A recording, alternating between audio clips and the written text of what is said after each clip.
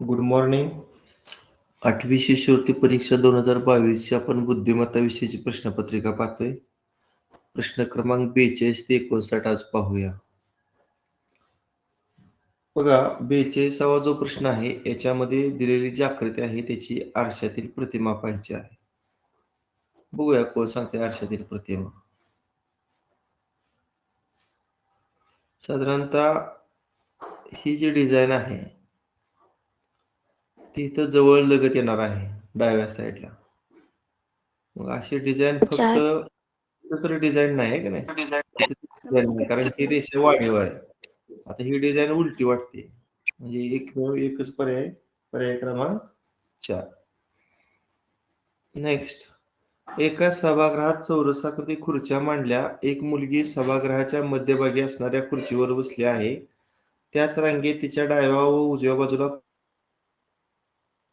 सभागृहातील सर्व खुर्च्यावर मुले बसली असतील तर त्या सभागृहात खुर्च्यावर बसलेली एकूण मुले किती? अशा वेळेस काय करावं लागेल, आपल्याला एक चौरस काढावा लागेल की नाही. समजा हा चौरस आहे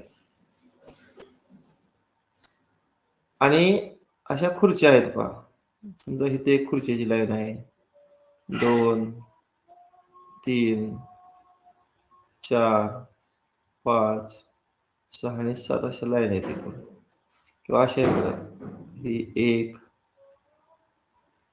2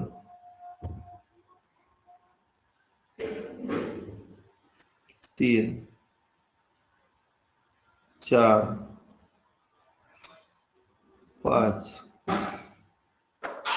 6 आणि शेवट 7.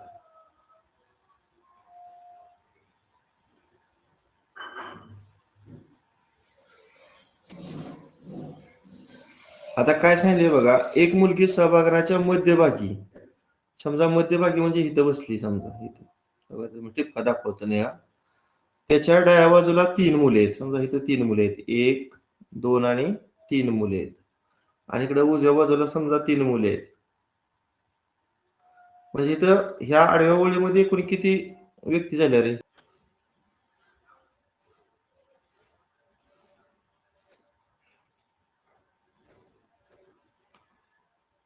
ठीक आहे. वे त का र ळ या अक्षरापासून तयार होणाऱ्या अर्थपूर्ण शब्दाच्या नावाचा कथासंग्रह कोणी लिहिला? आता अर्थपूर्ण शब्द बनवा या 5 पासून.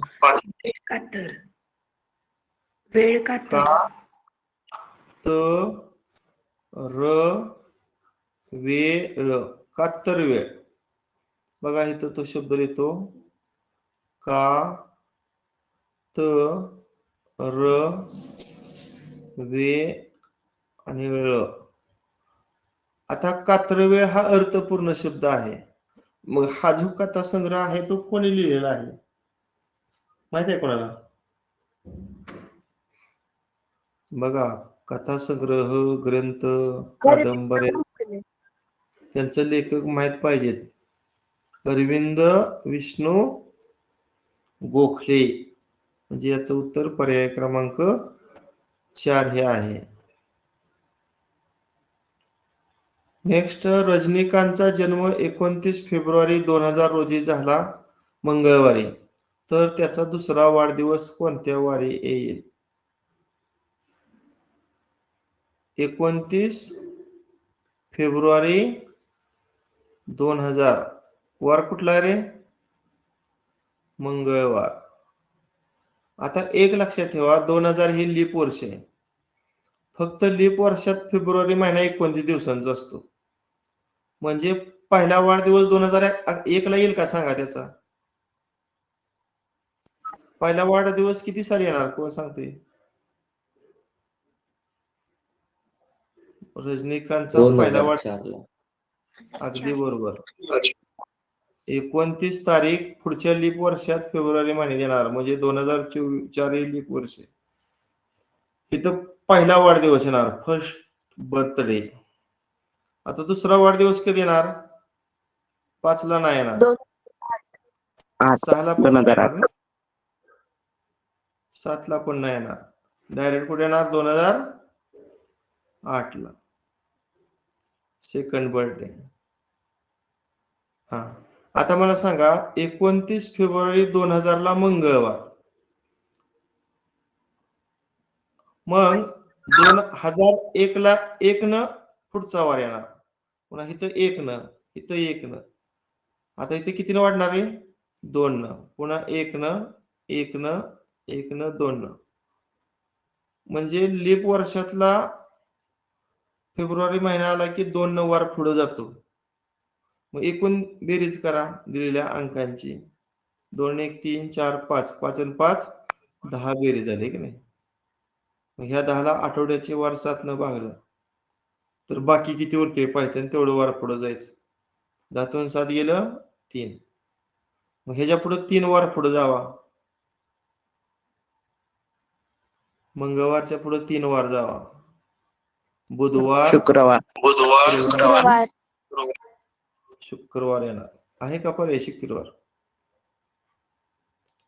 पर्याय क्रमांक 3. पहिल्या 2 पदांचा समसंबंध किंवा सहसंबंध लक्षात घेऊन प्रश्न चिन्हाच्या जागी येणारा योग्य पर्याय निवडा. प्रश्न क्रमांक 48. प्राथमिक व्यवसाय पशुपालन आणि द्वितीयक व्यवसाय. आता द्वितीयक व्यवसाय म्हणजे प्राथमिक व्यवसायातून मिळणाऱ्या कच्च्या मालावर प्रक्रिया करून त्यापासून नवीन टिकाऊ मौल्यवान वस्तू तयार करणे, त्याला आपण काय म्हणतो? द्वितीयक व्यवसाय असं म्हणतो. म्हणजे कच्च्या मालावर प्रक्रिया केली जाते आणि या ठिकाणी टिकाऊ असा मौल्यवान नवीन वस्तूचं उत्पादन केलं जातं. आता याच्यामध्ये वस्त्रोद्योग, साखर कारखाना, खाद्य उद्योग प्रक्रिया असतील, लोह पोलाद उद्योग, हे सगळं द्वितीयक व्यवसाय आहे. मग सांगा द्वितीयक व्यवसाय कुठलं कुठले येणार ह्याच्यामध्ये? 2 नंबरचा बघा, सुती कापड उद्योग हा येईल द्वितीयक व्यवसाय. त्याच पद्धतीनं चौथा पोलाद निर्मिती, म्हणजे 2 अचूक पर्याय, पर्याय क्रमांक 2 व पर्याय क्रमांक 4 आहे. नेक्स्ट, बोके संन्यासीला ढोंगी मनुष्य असं म्हणतात. आता लोखंडाचे चणे या अर्थाचा शब्द कोणता? लोखंडाचे चणे. लोखंडाचे चणे करणे म्हणजे अतोनात कष्ट करणे. लोखंडाचे चणे करणे म्हणजे काय? अतोनात कष्ट करणे. पर्याय क्रमांक 4. आता 2 अचूक पर्याय निवडायचा आहे. 34चा संबंध 91शी आहे तर 27चा संबंध कशाशी? बघूया. इथं जे 34 आहे या 34 मध्ये 3 आणि 4 या अंकांची जर बेरीज केली तर किती येते? 300 आणि ह्या 7 ला किती येतं? पर्याय क्रमांक 4. 91. हा बरोबर आहे. तसं 27 मधील अंकांची जर बेरीज केली तर 2 आणि 7 ची बेरीज किती येणार? 9. वर 13 न गुणलं, खाली पण 13 न गुणा. 13 117. म्हणून याचं उत्तर 2 आणि 4. क्रमांक 4. सर पर्याय क्रमांक 1.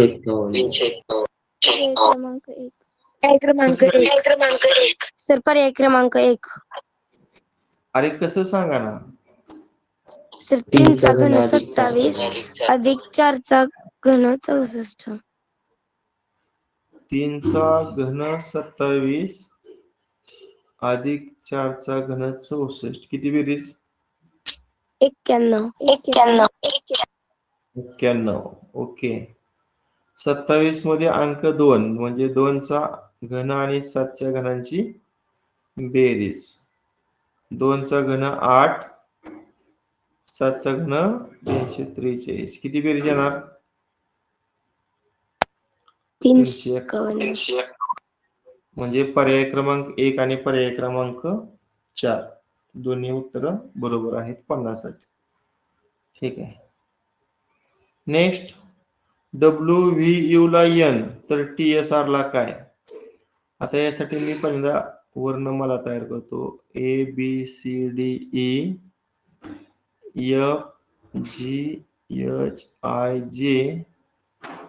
KLMNO PQRST UVWX आणि Y. आता मी Y ला 1 X ला 2 याप्रमाणे लिहितो.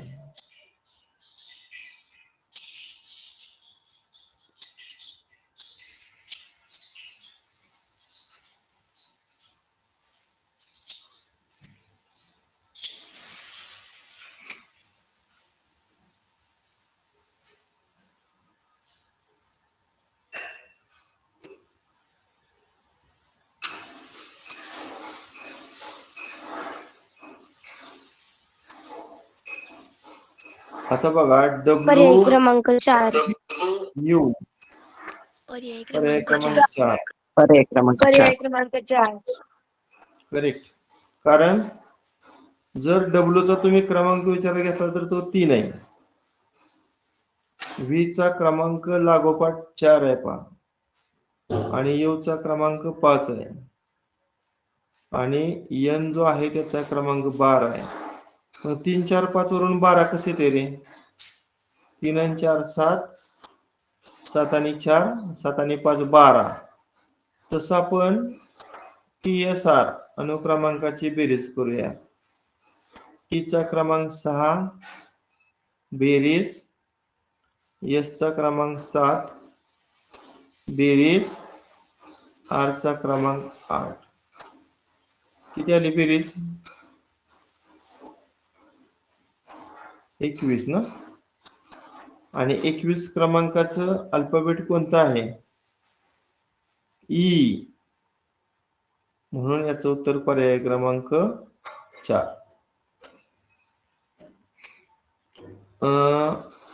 आता ह्या दोन आकृतीत कोणत्या प्रकारचा संबंध आहे रे? आरशातील प्रतिमा दिसते का नाही? आरशातील प्रतिमा. मग याची आरशातील प्रतिमा बघा कुठं दिसते?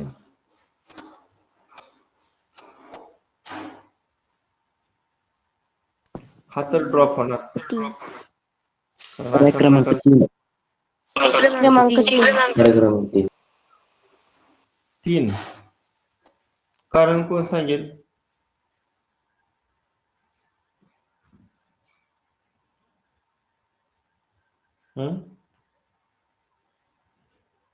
ड्रॉप करत जायचं का?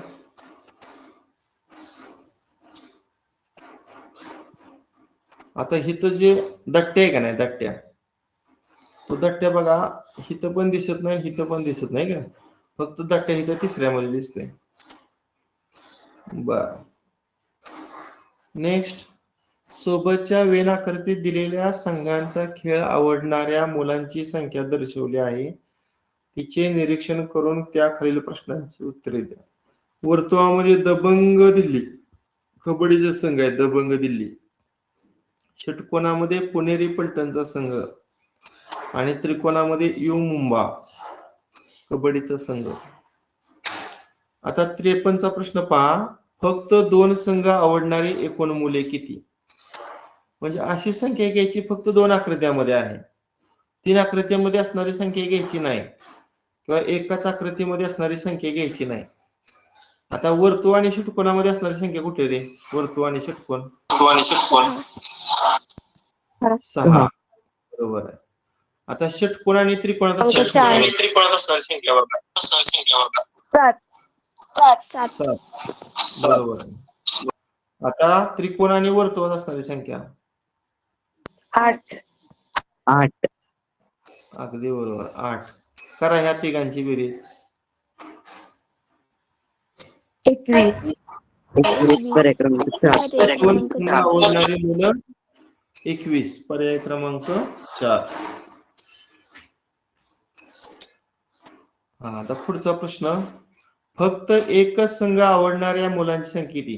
फक्त एक संघ आवडतो म्हणजे ती संख्या फक्त एकाच आकृतीत असेल. आता इथं 7 आहे, इथं 2 आहे, म्हणजे ही किती झाली? फक्त वर्तुळातली संख्या 7 आणि 2 9. फक्त षटकोनात सांगा काय आहे? पर्याय क्रमांक सर 1. पर्याय क्रमांक 1. 9 आणि पर्याय क्रमांक 4 9. आणि फक्त त्रिकोणात कुठली संख्या आहे? फक्त त्रिकोणात 20. 9 आणि 11 20. करा बेरीज. 9 9 18 आणि 20. 30. 38. पर्याय क्रमांक 1. ठीक आहे. दिलेल्या चौकटीत प्रश्नचिन्हाच्या जागी येणारा पर्याय शोधा पाहू.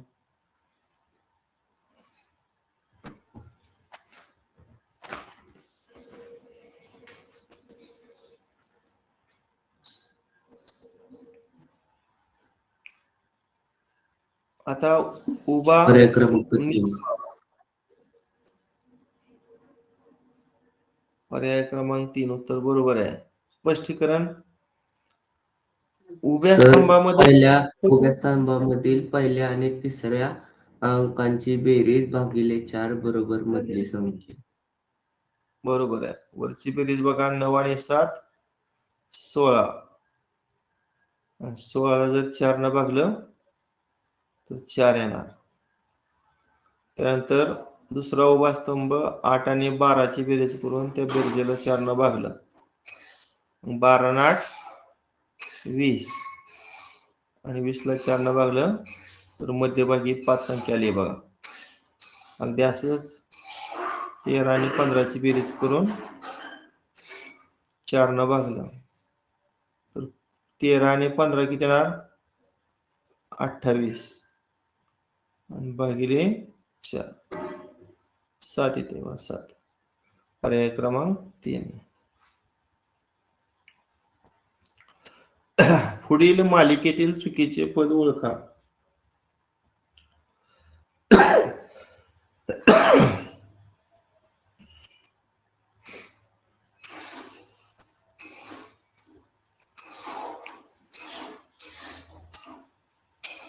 इथे काय केलंय? 1 चा घन, 2 चा घन,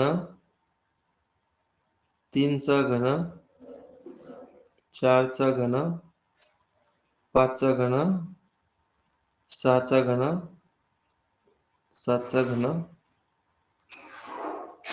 आता बघा घनाच्या जवळच्या संख्या दिसत आहे ना. 1 चा घन 1. 346. एकात 5 मिळवल्यावर किती येणार?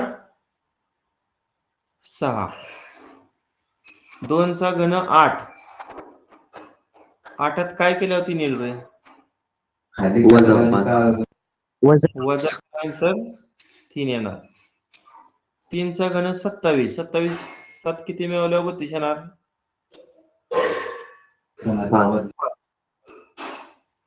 4 चा घन 64. 64 मधून 5 वजा केल्यावर 59. 5 चा घन 125. 5 मिळवलं 130. 6 चा घन 216 वजा 5 211. मग 7 च्या घनात आता वर बघा अधिक 5 वजा 5 अधिक 5 वजा 5 अधिक 5 वजा 5 म्हणजे इथं काय येणार मग? अधिक 5. मग 7 चा घन 343. 5 मिळवा किती आलं पाहिजे तिथं? 348. आहे का 348 इथं? नाही. मग चुकीचं पद 348 342 आहे की नाही? म्हणजे पर्याय क्रमांक 2. नेक्स्ट.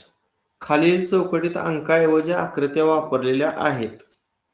आता ही पदावली सोडवूया. आता मला सांगा ह्या उलट्या त्रिकोणाला सिंबल कुठला आहे बघा? 8. छेदामध्ये चौकोन आहे. चौकोनाला सिंबल कुठला आहे बघा? अंक कुठला आहे? 2. 2 भागिले कोणाचा समलंब चौकोन कुठे आहे बघा, समलंब चौकोन तेव्हा लास्टला आहे 12 आणि खाली त्रिकोण आहे, त्रिकोणाला किती आहे अंक? 3. समजा मी ह्याला एक कंस केला, आता गुणिले, आता हे जे सिम्बॉल आहे ह्याला कोणता अंक आहे बघा? 9. पुन्हा ह्या त्रिकोणाला 3, त्याला पण एक कंस करतो आणि शेवटी अधिक फुलीला कोणता आहे? सर पर्याय क्रमांक 2 आणि 4. हा चेक करतोय. आता सिम्प्लिफाय करूया. इथं 8 ला जर 2 न भागलं तर 4 येणार आहे की नाही? 12 ला जर 3 न भागलं तर पुन्हा 4 येणार, म्हणजे 4 भागिले 4 येणार. 9 ला 3 न भागलं तर 3 येणार आणि शेवटी अधिक 5. 4 ला 4 न भागल्यावर 1 येणार आणि 1 ला 3 न गुणल्यावर 3 येणार, म्हणजे 3 अधिक 5. फायनलचं उत्तर या पदावलीचे किती आलं? 8. आता असा पर्याय निवडा की ज्याचं उत्तर 8 येते. आता 2 नंबरचा पर्याय 5 आणि त्रिकोणाला 3 बरोबर आहे, 8 येते, म्हणजे हा पर्याय. अजून एक कुठला म्हणला? पर्याय क्रमांक 4. आता हे जे सिम्बॉल आहे याची किंमत बघा, इथं वर 11 दिली आणि त्रिकोणाची 3 दिली आणि 11 आणि 3 ची वजाबाकी 8. करेक्ट. म्हणजे याचं उत्तर पर्याय क्रमांक 2 आणि पर्याय क्रमांक 4. एका सांकेतिक भाषेत पसारा हा शब्द NML असा लिहितात, राघव हा शब्द PON असा लिहितात, सावध हा शब्द QPM असा लिहितात. मराठी अक्षराचा क्रम इंग्रजी अक्षरांच्या क्रमाबरोबर असेलच असे नाही. या माहितीवरून खालील प्रश्न सोडवा. आता इथं एक लक्षात घ्या, आपण हे तयार करूया, वेळ जाऊ द्या थोडा. रा साठी कोणता इंग्रजी शब्द आहे रे? यम आणि यल. दुसरा शब्द मराठी कोणता आहे? रा घ व. यासाठी PON. पुन्हा सा व ध QPM.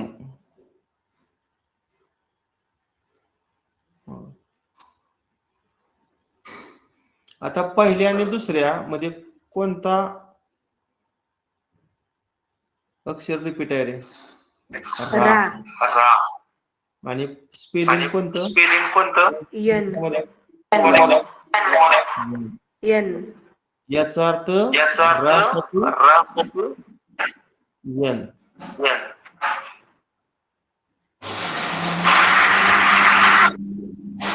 आता दुसऱ्या आणि तिसऱ्या मध्ये पहा, व आणि इकडं पी. म्हणजे व साठी पी.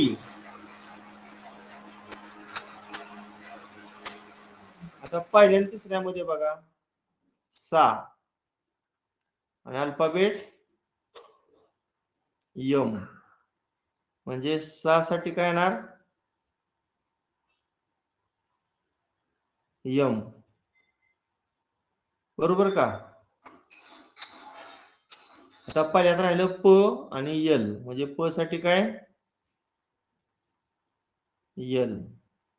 दुसऱ्यात राहिलं घ आणि इकडं ओ, म्हणजे घ साठी ओ. इकडे राहिलं ध आणि इकडे क्यू, म्हणजे ध साठी क्यू. आता प्रश्न क्रमांक 58. या सांकेतिक भाषेत घसारा हा शब्द कसा लिहिला जाईल? आता मला सांगा, घ साठी काय आपण ओ. पर्याय क्रमांक 1. साठी यम आणि रा साठी यन. OMN म्हणजे पर्याय क्रमांक 1.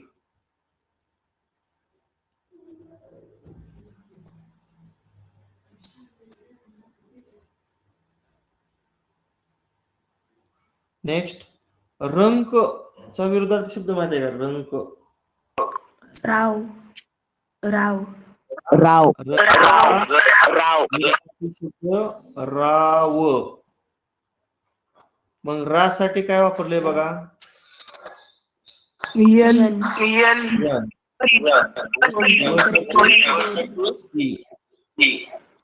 म्हणजे NP कुठं आहे? पर्याय क्रमांक 2 मध्ये आहे.